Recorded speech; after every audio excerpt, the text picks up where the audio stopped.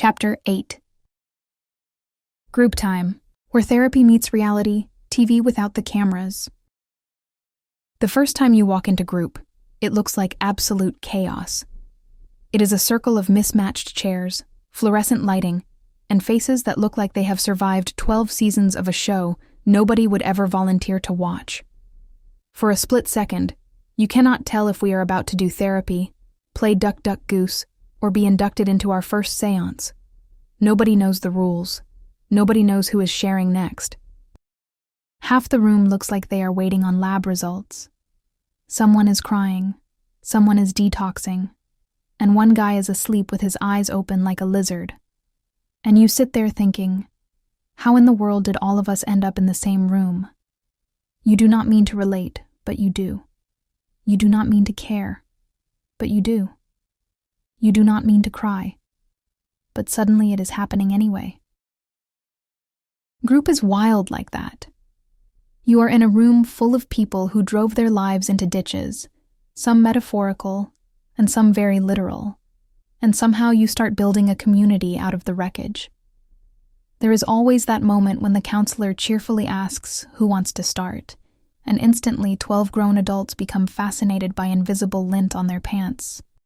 Everybody studies the floor tiles like they are suddenly the most interesting thing they have ever seen.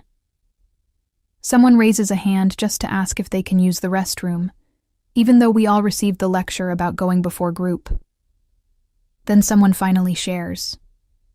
Maybe it is small. Maybe it is heartbreak. Maybe it is funny.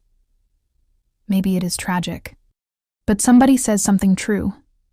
Something with loss or guilt or fear or shame or hope tucked inside it. And suddenly heads begin to nod because we all know that feeling. Addiction steals connection. It takes your routine, your structure, your community, and your belief that your voice matters.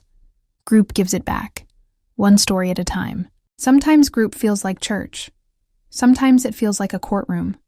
Sometimes it has the energy of a family reunion where you are pretty sure someone is about to start a fight in the parking lot.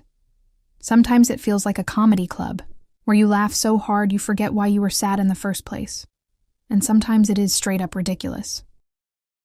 There is always that one person who starts with, "I do not usually talk," and then proceeds to talk for 47 minutes straight, covering childhood, all 3 divorces, a possum named Greg, 2 unpaid traffic tickets, and the night they were banned from Chili's corporate-wide.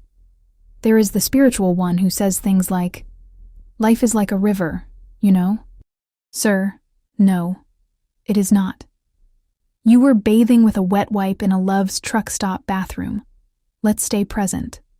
Then there is the person who says they relapsed because their roommate breathed too hard. No, buddy.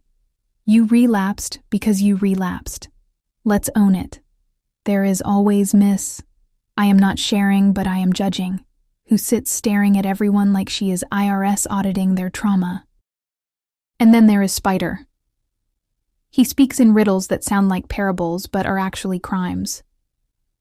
When someone new asks about his tattoo, he mutters, "Man, I am not proud of what I had to do." And the room goes silent because nobody knows what he means and nobody wants to ask. Even with all the absurdity, group somehow becomes the first place you have ever been allowed to speak without interruption. The first place someone listens without judging. The first place you are told the truth instead of a soft lie.